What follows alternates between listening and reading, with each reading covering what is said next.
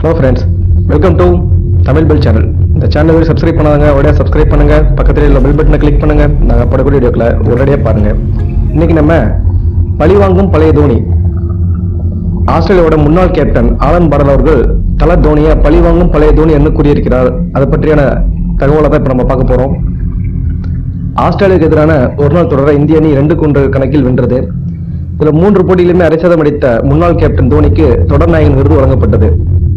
இந்தியாவில் இந்த ஆஸ்திரேலிய சுற்றுப்பயணம் தொடர்பாக பேசிய முன்னாள் ஆஸ்திரேலிய கேப்டன் ஆலன் பார்டர், ஒருநாள் தொடர் சவாலாக முடிந்தது, 2 அணிகளுமே சமபலத்துடன் மோதின, தோனி அவராகவே இல்லை, பழிவாங்கும் பழைய தோனியாக மாறியிருக்கிறார் என்று அவர் கூறியிருக்கிறார்.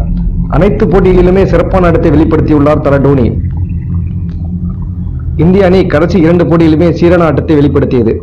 தொடரை இந்தியா வென்றதற்கு எனது வாழ்த்துக்கள் என்று, இந்த வெற்றிக்கு தகுதியானவர்கள் இந்தியா தான் என்று, இந்திய அணி ஒரு சிறந்த அணி என்பதில் எந்த சந்தேகமும் இல்லை என்றும் ஆலன் பார்டர், ஆஸ்திரேலிய அணியின் முன்னாள் கேப்டன் ஆலன் பார்டர் அவர்கள் கூறியிருக்கிறார்.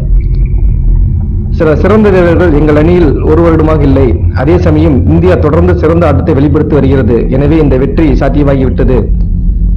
இந்திய அணி T20 போட்டிகளில் கடும் சவாலாக இருக்கும் என கணித்திருந்தோம். ஏனென்றால் IPL விளையாடிய அனுபவத்தை இந்திய வீரர்கள் பெற்றிருந்தனர்.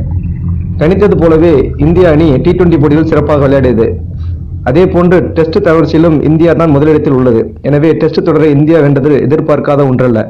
ஆனால் வேகப்பந்து வீச்சாளர்கள் மட்டுமே வைத்துக் கொண்டு இந்த வெற்றியை பெற்றதுதான் ஆச்சரியம் என்று ஆஸ்திரேலிய அணியின் முன்னாள் கேப்டன் ஆலன் பார்டர் அவர்கள் கூறியிருக்கிறார்.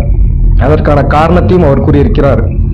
ஆஸ்திரேலியா வேகப்பந்து வீச்சில் பலத்துடனும் இந்தியா சுழற்பந்து வீச்சில் பலத்துடனும் எப்போதும் களத்தில் மோதுவார்கள். ஆனால் இப்பொழுது இந்த தொடரில் தலைகீழாக மாறியுள்ளது என்றும் ஆலன் பார்டர் அவர்கள் கூறியிருக்கிறார்.